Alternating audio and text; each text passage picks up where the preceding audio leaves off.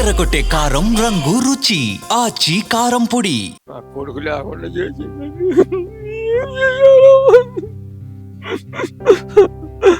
ఇంక ఏం చూసుకోవాలి నేను? ఈ ఇల్లు ఏం చేసుకోవాలండి?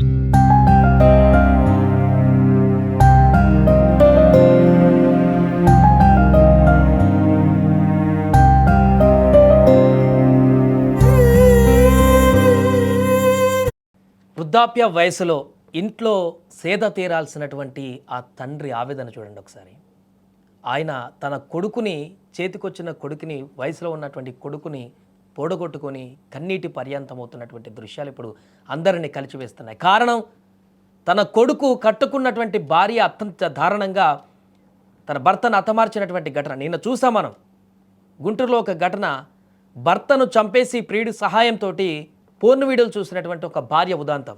ఆ చనిపోయినటువంటి భర్త తండ్రి ఇప్పుడు మనం చూస్తున్నటువంటి అతని వ్యక్తి తీవ్ర ఆవేదనకు గురవుతున్నాడు. 3 ముళ్ళు వేసి 7 అడుగులు నడిచినటువంటి భార్యే యమపాశం విసిరితే కష్టసుఖాల్లో తోడుంటానని ప్రమాణం చేసిన చేతులే కట్టుకున్న వాడిని కడతీర్చడానికి సిద్ధమైతే అక్రమ సంబంధాలు ఎంతటి ఘోరానికైనా తెగిస్తున్నదానికి ఈ గుంటూరు జిల్లాలో జరిగినటువంటి ఈ ఘటనే సాక్ష్యంగా మారింది. ఇప్పుడు వింటేనే ఒళ్ళు గగుర్లు పొడుస్తుంది ఈ ఘటనకు సంబంధించిన వివరాలు. ప్రియుడి కోసం భర్తను చంపేసిన భార్య చంపేశాను అనేటువంటి భయం కూడా లేకుండా పక్కనే రాత్రంతా ఆ భర్త శవం పక్కనే కూర్చొని ఎంజాయ్ కోసం పోర్న్ వీడియోలు చూసిందంటే అర్థం చేసుకోవచ్చు ఆ భార్య క్రిమినల్ మైండ్ సెట్ ఎంత దారుణంగా ఉందో. గుంటూరు జిల్లా దుగ్గిరాల మండలము చిలువూరుకు చెందినటువంటి శివ నాగరాజ్కి లక్ష్మీ మాధురికి 2007లో వివాహమైంది. వీరికిద్దరు కుమారులు ఉన్నారు. హ్యాపీగా కొనసాగుతుంది కుటుంబం అనుకున్న సందర్భంలో ఈ దారుణమైనటువంటి ఘటన. విజయవాడలోని ఒక సినిమా థియేటర్లో టికెట్ కౌంటర్లో పనిచేస్తున్న సమయంలో మాధురికి గోపి అనే వ్యక్తితో వేరొక వ్యక్తితో పరిచయం ఏర్పడింది. ఆ పరిచయం కాస్త వివాహేతర సంబంధానికి దారితీసింది. తనకు కట్టుకున్న భర్త ఉన్నాడు, అన్ని చూసుకునే ఆలన పాలన చూసే భర్త ఉన్నాడు, పిల్లలు కూడా ఉన్నారనే ఇంగిత జ్ఞానం కూడా మార్చి అక్కడ పరిచయమైనటువంటి ఆ గోపితో అక్రమ సంబంధాన్ని నెరిపింది. అయితే అది కాస్త అతన్ని ఇంటికి తీసుకొచ్చేంత వరకు మారింది, ఇక పీక్ స్టేజ్లోకి వెళ్ళింది. అయితే అతను ఎవరని అడిగితే తమ్ముడు అంటూ కుటుంబ సభ్యులు ఇంటి పక్కల వారికి పరిచయం చేసిందని, తన కొడుకుని ఇలా దారుణంగా హత్య చేస్తుందని అనుకోలేదంటూ ఇప్పుడు చనిపోయినటువంటి నాగరాజు తండ్రి కన్నీరు మున్నీరుగా వెలిపిస్తున్నాడు. ఎవరు ఊహించలేదు తను ఇలా అతనితో పాటు బయట అక్కడక్కడ తిరుగుతూ కనిపించి ఎవరైనా చెప్పినా కూడా అడిగినా కూడా ఎవరు పలానా వ్యక్తి మీ భార్య బయట వ్యక్తులతో కనిపించిందనంటే అతను మా తమ్ముడు అని చెప్పేసి ఆమె ఈ రకంగా వెనకేసుకొని వచ్చే ప్రయత్నం చేస్తుంది నిరోజులు. ఇకపోతే ఇదే విషయంలో భార్యాభర్తల మధ్య గొడవలు జరిగాయి. భర్త కనిపెట్టేశాడు ఈమె చేస్తున్నటువంటి ఈ ఆకృత్యాలను కనిపెట్టేశాడు. భర్త తనను హింసిస్తున్నాడంటూ భర్తపైనే మాధురి అనేక సార్లు స్టేషన్లో ఫిర్యాదు చేసినట్టుగా కూడా తెలుస్తోంది. ఇదిలా ఉంటే తన వివాహేతర సంబంధానికి భర్త అడ్డుగా ఉన్నాడని భావించినటువంటి ఆ మాధురి ప్రియుడు గోపితో కలిసి అతన్ని వదిలించుకోవాలని నిర్ణయించుకుంది. అనుకున్నట్లుగానే రాత్రి భర్త కోసం ప్రేమగా బిర్యానీ చేసింది. ఇంత ఆప్యాయంగా తన భార్య బిర్యానీ చేస్తుందే అని చెప్పేసి ప్రేమతో పెట్టినటువంటి బిర్యానీ ఆరగించాడు ఆ భర్త. కానీ దాని వెనుకున్నటువంటి కుట్రను గ్రహించలేకపోయాడు, దాంట్లో ఉన్నటువంటి విషయాన్ని గ్రహించలేకపోయాడు. ఆ బిర్యానీలో 20 నిద్రమాత్రలు పొడిగా చేసి కలిపింది ఆ భార్య. దీంతో నాగరాజు గాఢ నిద్రలోకి జారుకున్న తర్వాత అర్ధరాత్రి 11:30 సమయంలో అతని ప్రియుని పిలిపించుకుంది గోపిని. ఆ తర్వాత ఇద్దరు కలిసి నాగరాజును అతి కిరాతకంగా చంపేశారు.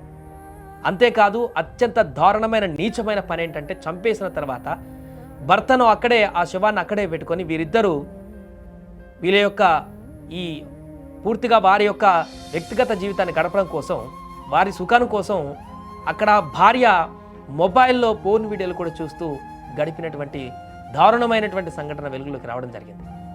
చనిపోయాడని నిర్ధారించుకున్న తర్వాత గోపి అక్కడి నుంచి వెళ్ళిపోయాడు కాసేపు ఉన్న తర్వాత. అయితే మాధురి ఏమాత్రం భయపడకుండా భర్త మృతదేహంతోనే ఉంది. తెల్లవార్లు ఫోన్లో ఇలాంటి వీడియోలు చూస్తూ కాలక్షేపం చేసిందట. ఉదయం 4 గంటల సమయంలో చుట్టుపక్కల వారిని పిలిచి తన భర్తకు గుండెపోటు వచ్చిందని డ్రామా ఆడడం మొదలుపెట్టింది. ఇక అందరూ మొదట నాగరాజుది గుండెపోటు అనుకున్నారు, అంత్యక్రియలకు ఏర్పాటు చేస్తున్నారు. అయితే అప్పుడే అసలు నిజం బయటకు వచ్చింది. అంత్యక్రియల సమయంలో నాగరాజు చెవి నుంచి రక్తం రావడాన్ని గుర్తించారు తన స్నేహితులు. వెంటనే ఇది సాధారణ మరణం కాదు, దీంట్లో ఏదో కుట్ర కోణం ఉందని చెప్పేసి వాళ్ళు గ్రహించి ఫిర్యాదు చేయడంతో అసలు విషయం బయటపడింది. లేకుంటే ఇది బయటకు వచ్చేది కాదు, ఇంత దుర్మార్గమైనటువంటి చర్య.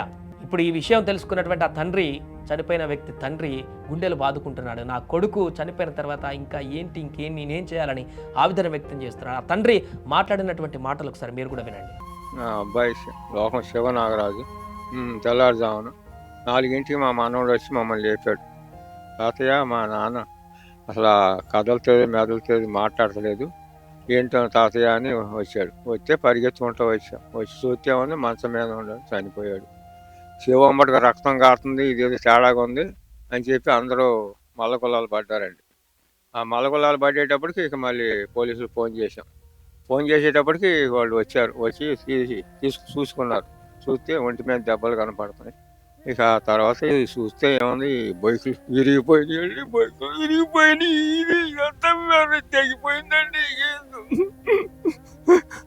ఒళ్ళంతా కూలబడిచారండి. ఎంత పని చేశారు దుర్మార్గుడు. నన్ను కూడా చంపుతారేమని మళ్ళీ ఒక భయం ఏర్పడింది. ఆర్తి కోసం అండి, సొమ్ముల కోసం, ఆర్తి కోసం ఇంత పని చేసిందండి. దానికి ఏం తక్కువ చేశాను. పొలాలు అమ్మి ఇల్లు కట్టించానండి నేను. వాళ్ళు ఇల్లు కావాలనుకుంటే ఇల్లు కట్టించాను పొలం అమ్మి. గోప్యాన్ని ఎత్తంట ఆయనతోటి కలిపి ఆయన రప్పించుకొని ఈ పని చేయించిందండి కోడలు. నా కొడుకు లేకుండా చేసిందండి.